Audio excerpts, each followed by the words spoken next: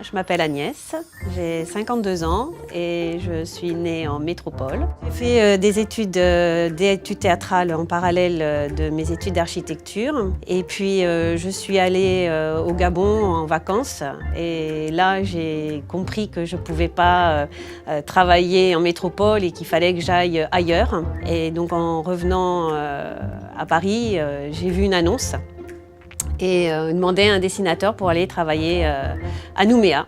Donc je suis arrivée en Nouvelle-Calédonie en 86, donc j'étais pas encore diplômée. J'ai commencé à travailler ici. En parallèle, j'ai préparé mon diplôme parce qu'il fallait pas lâcher. Comme j'aimais bien le sport, j'ai travaillé sur une salle de sport. Donc j'ai passé mon diplôme sur le thème d'une salle de sport et quand je suis revenue ici, j'ai travaillé pendant 4 ans dans diverses agences d'architecture et après j'ai monté ma propre agence. Quand j'ai ouvert mon agence, j'ai pas voulu rester que sur Nouméa et j'ai commencé à démarcher dans le Nord. Et là, je suis allée faire du porte-à-porte dans les mairies. Et donc là, c'était pas gagné parce que bon, dans le Nord, il n'y avait pas beaucoup de gens qui voulaient y aller. Et pourtant, les gens étaient très, très accueillants. Et en fait, quand je suis arrivée dans différentes mairies, etc., ils m'ont accueilli les bras ouverts en me disant, ben oui, effectivement, on a besoin de personnes pour nous faire des bâtiments. Et donc, à partir de ce moment-là, j'ai fait des mairies, des petites écoles, des dispensaires. Mais c'était pas facile parce que bon, on travaillait avec des entreprises dans le Nord. Quand ils voyaient arriver une femme sur un chantier,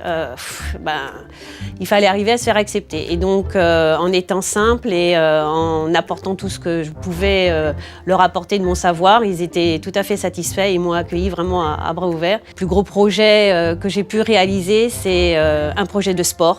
C'est l'Arène du Sud. Et en parallèle, c'est aussi le conservatoire de musique, où là, j'ai pu m'impliquer dans le thème de l'acoustique, parce que ça, c'est quelque chose qui me tient particulièrement à cœur.